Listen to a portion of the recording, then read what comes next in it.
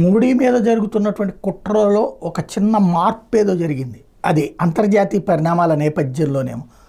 ఏంటి అంటే ఒకవైపున బంగ్లాదేశ్ నుండి భారతదేశంలోకి దాడులు చేయించడం, అలాగే హింసాకాండను ప్రేరేపించడం, అలాగే బంగ్లాదేశ్లో హిందువుల మీద ఊచకోత కోస్తుంటే దాని మీదన భారతదేశం అక్కడికి వెళ్ళి యుద్ధం చేయాల్సిన పరిస్థితి సృష్టించడం, తద్వారా యుద్ధం ప్రారంభమైతే పాకిస్తాన్ వచ్చి బంగ్లాదేశ్కి అండగా నిలబడితే దాని వెనకాల నుండి సపోర్టు చైనా చేస్తుందా అమెరికా చేస్తుందా అన్నది తెలియదు, బైడెన్ గ్రూప్ చేస్తుందని ఒక యుద్ధ వాతావరణం సృష్టించి భారత ఆర్థిక వ్యవస్థను చిన్నాభిన్నం చేయడం అన్నటువంటి ఒక ఎత్తుగడ వేస్తున్నారు మోడీ టార్గెట్గా.